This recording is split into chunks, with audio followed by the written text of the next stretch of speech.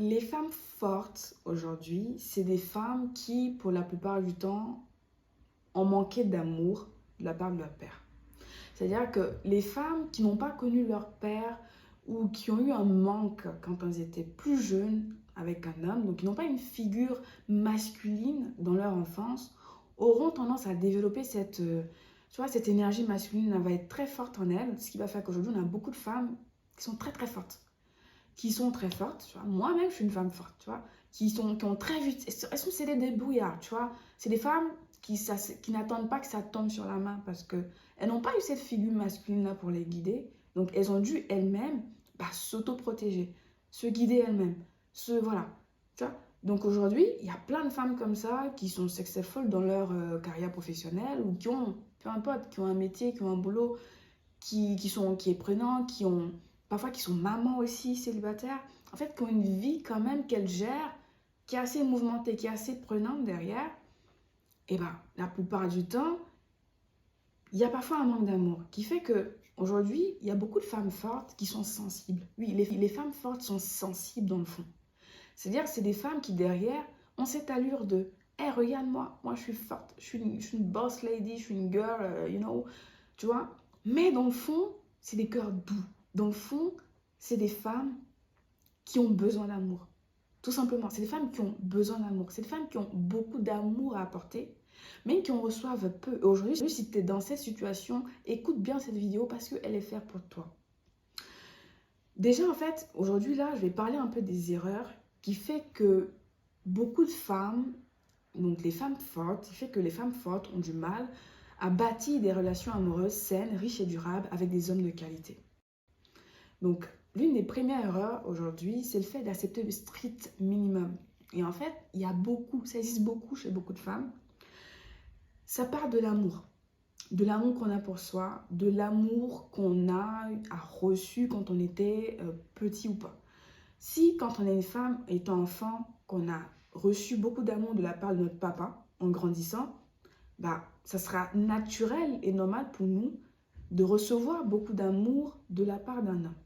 En fait, ça sera naturel pour nous qu'au premier date, on nous invite dans un resto gastro plutôt d'aller boire un verre. Un exemple tout simple pour illustrer. En fait, ça sera beaucoup plus simple pour nous d'accepter des cadeaux de la part des hommes. Quand on a un papa ou quand on a connu un père qui a été là et du coup qui a été cette figure masculine-là, le problème aujourd'hui du strict minimum chez les femmes fortes, c'est que c'est la plupart du temps, c'est des femmes qui n'ont pas reçu d'amour quand elles étaient beaucoup plus jeunes, de la part d'une figure masculine, donc de leur père. Et aujourd'hui, auront tendance à accepter le strict minimum. En fait, cette tendance de vouloir prouver. Vous savez que la plus grande peur aujourd'hui des femmes, et même de tous les êtres humains, c'est la peur de ne pas être aimé. La peur que ce qu'on fait n'est pas valorisé. La peur de ne pas être valorisé, de ne pas être validé. Donc, ce qui fait que quand on n'a pas reçu d'amour quand on était plus jeune, en grandissant, on aura cette tendance-là à prouver, à faire beaucoup de choses pour avoir de la validation des autres. Pour que les gens ils nous disent « Oh, mais super! Oh, mais toi, t'es trop forte! Ah, mais toi, t'es une femme, t'es super! » Donc, aujourd'hui, il y a beaucoup de femmes qui sont en mode « Je peux faire moi-même. Je peux tout faire moi-même. Oh, je suis indépendante. Oh, je gagne mon argent. Oh, c'est bon. Oh, moi, je peux faire ci. Oh, moi, je peux faire ça. » Tu vois, je peux faire autant qu'un homme. Un peu derrière, c'est quelque part inconsciemment, c'est pour valider, c'est pour recevoir, pour qu'on se dise « Oh, mais toi, t'es forte. Oh, mais bravo. Oh, mais regarde cette femme, machin. » Il y a un peu cette part derrière. Donc, cela se voit bien en amour. C'est que la plupart des femmes fortes auront tendance à beaucoup prendre le lead dans la relation. À beaucoup prouver que « Oh, moi aussi, je peux payer le verre. Oh, moi aussi, je peux inviter un homme. Oh, moi aussi, je peux prévoir des dates de machin. » Tu vois, il y aura ce déséquilibre-là. Donc, ce qui va faire que la plupart du temps, quand les hommes vont venir et vont vous offrir le strict minimum, vous prenez le strict minimum qu'ils vous offrent. Vous acceptez le strict minimum. Encore une fois, moi, l'exemple que j'adore et qui fait chier la plupart de certains hommes fauchés aujourd'hui sur Internet qui passent leur temps sur Instagram au lieu d'aller bosser, c'est le 50-50. Beaucoup de femmes acceptent de faire du 50-50 parce qu'elles écoutent ce bullshit de « Oh, tu sais, l'économie est compliquée. Oh, tu sais, maintenant, on peut plus... tu vois, un salaire, ça suffit pas. » Bullshit. Voilà, bullshit. Voilà, tout simplement. Et aujourd'hui, il y a plein de bullshit comme ça, hein, sur plein de niveaux, qui sont acceptés par plein de femmes. Beaucoup de femmes acceptent de baisser leurs standards pour un semblant d'amour, pour un peu d'attention, pour un peu de présence masculine, tout simplement parce qu'il y a eu un manque. Et tout ça aujourd'hui, c'est vraiment un travail qu'on fait. Moi, c'est le travail vraiment que je propose avec la reine de carreau, donc qui est la première reine avec laquelle on travaille dans mon programme. Donc c'est ça. C'est vraiment apprendre à travailler sur ces traumas qu'on a eus, sur ces passés douloureux là avec les hommes. Vraiment rétablir ce masculin blessé là pour arriver vraiment à retrouver son énergie. Cette énergie de femme, de ok, je suis une femme, je connais mon passé, je connais ma vie. Je sais ce que j'ai vécu, mais je sais de quoi j'ai besoin aujourd'hui. Mais pouvoir vraiment retrouver cet équilibre. Donc, l'une des premières erreurs que la plupart des femmes font, c'est accepter le strict minimum. Et aujourd'hui, si vous acceptez le strict minimum chez un homme, ne vous attendez pas à recevoir plus de la part de cet homme. C'est comme ça. La deuxième erreur, qui est un peu en rapport avec la première, c'est l'indépendance. Tout le monde veut prouver aujourd'hui qu'il est indépendant, homme comme femme, mais d'autant plus les femmes. Dernièrement, je regardais un post, bon, en tout cas, il y a des personnes parfois qui viennent en commentaire, sur certains de mes posts se plaignent, donc certaines femmes hein, hyper indépendantes qui viennent en mode « Oh non, tu sais, il faut chercher son argent, il faut bâtir sa fortune, il faut être son propre patron, oh tu sais, moi, j'ai pas besoin d'un homme. Bon, bah, la plupart, ils sont ceux là. La plupart, ils ont que des chiens, des chats, et puis c'est tout. Mais au fond, on sait très bien qu'ils parfois peinent d'être seuls. Enfin, le problème, c'est le fait de pouvoir trop prouver votre indépendance. Trop parler de votre boulot, de ce que vous faites aux hommes. Dire à votre... En fait, c'est une sorte encore... On reste encore dans une sorte de validation. C'est que vous voulez prouver aux hommes que vous pouvez faire. Vous voulez prouver aux hommes que vous aussi, bah en fait, vous pouvez prendre soin de vous.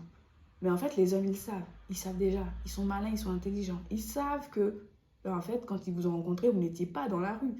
Mais le problème aujourd'hui, c'est que beaucoup d'entre vous ressentent cette envie de prouver leur indépendance, prouver qu'elles ont bâti ci, qu'elles ont fait ça. Mais en fait, les hommes n'en ont rien à foutre. Encore une fois, les hommes n'ont rien à foutre de ce que vous faites comme boulot, d'à quel point vous êtes à quel point vous avez réussi professionnellement.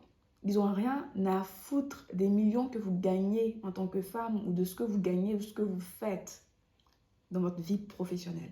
Ce qui intéresse un homme, c'est votre féminité. Ce qui intéresse un homme, c'est vous, c'est votre personnalité, c'est votre énergie pétillant. Ce qui intéresse un homme, c'est ce que vous avez à offrir juste en étant une femme. Et ça, c'est quelque chose qui est tellement fort que si vous ne prenez pas conscience de cela, vous aurez toujours tendance à mettre en avant ben en fait, les choses qui ne sont pas importantes. Alors, l'une des premières erreurs, une des erreurs capitales, c'est de mettre toujours en avant votre boulot, ce que vous faites dans la vie. Parce que derrière, en quelque sorte, vous faites, c'est pour pouvoir avoir une certaine validation. Mais ce n'est pas ça qui est important. Et la plupart du temps, vous attirez des hommes qui viennent pour manger sur votre dos. Encore une fois, des hommes très ancrés dans leur féminité. La troisième des pires erreurs que font les femmes fortes aujourd'hui, c'est de dater sans stratégie. En fait, vous n'avez aucune stratégie de dating. Aucune stratégie. Si vous ne savez pas aujourd'hui clairement ce que vous voulez dans une relation amoureuse, en fait, vous allez attirer des gens qui eux aussi ne savent pas ce qu'ils veulent.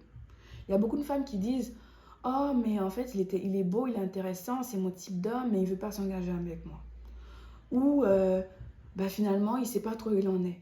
Ou la relation n'aboutit jamais. En fait, la relation n'a pas abouti parce que tu t'es engagé dans une relation sans stratégie. Sans que toi-même, tu saches clairement ce que tu veux. En fait, quand tu sais clairement ce que tu veux et où tu vas, tu fais les choses en fonction. Tu dates en fonction. Quand tu veux un engagement durable, quand tu veux quelque chose de sain, de riche, de soft sur le long terme, tu dates en fonction.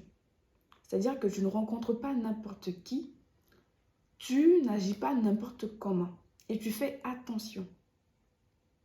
Une des quatrièmes erreurs aujourd'hui que font beaucoup de femmes fortes aujourd'hui, quand on parle de relations amoureuses, c'est la connexion. C'est que beaucoup de femmes, donc la plupart du temps, les femmes fortes qui sont très prises par leur carrière professionnelle, elles sont dans cette énergie masculine qui sont très fortes.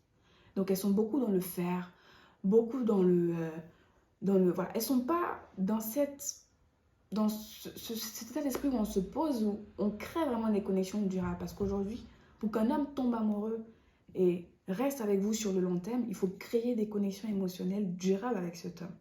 Et cela, ça passe par plusieurs choses qu'on apprend aujourd'hui dans mon programme. Mais cette erreur, en fait, de ne pas créer les connexions avec les hommes font que vous avez des hommes qui sont là, une fois qu'ils ont cette validation, donc cette validation intime avec vous, l'intérêt diminue très vite. Et quand la connexion n'a pas été créée, donc quand il n'y a pas une connexion suffisamment puissante entre vous et cet homme aura tendance à aller voir ailleurs. Voilà, cet homme aura tendance à être moins intéressé, moins sur le champ avec vous. Les questions du style, c'est quoi ta couleur préférée? C'est quoi ton pays de rêve? On n'en a rien à foutre. Arrêtez de poser ce genre de questions. C'est pas comme ça que vous allez marquer un homme. C'est pas comme ça que vous allez créer des connexions durables avec un homme. Pour créer des connexions durables avec un homme, ça passe par plusieurs choses. Ça passe par votre langage verbal. Ça passe par votre côté mystérieux. Ça passe par votre art de converser, par votre positivité. Ça, je ferai une vidéo spéciale là-dessus. Le m'as-tu vu, la beauté physique, les belles voitures. En fait, beaucoup de femmes sont tellement impressionnées par ça parce qu'aujourd'hui, on est dans une société de consommation. Une société où les gens aiment les belles choses. Les gens sont attirés par tout ce qui brille.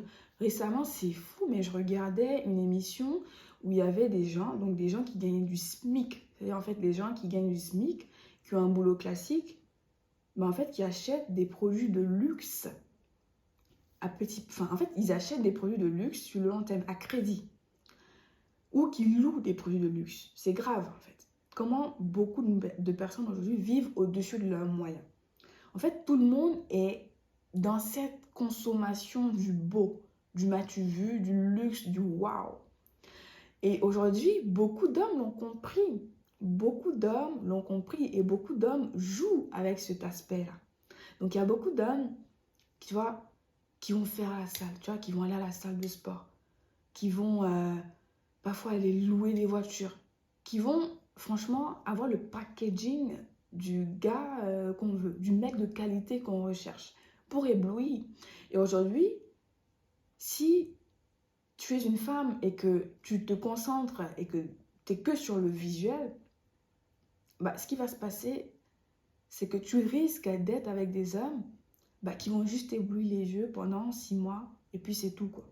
Parce que la plupart du temps, c'est des hommes qui vont éblouir et puis qui au bout d'un moment pourront pas tenir sur la durée leur bullshit, quoi. Au bout d'un moment, tu vas comprendre, tu vas très vite voir que tout ça c'est du bullshit. Moi encore je le dis, je préfère être avec un plombier, donc un plombier qui bosse dur, qui a un gros mindset et qui monte sa société pour évoluer, qu'un mec qui a une Porsche, mais qui est affiché à la Banque de France, qui a une Porsche, mais qui a de grosses dettes sur le dos. Faites attention aujourd'hui.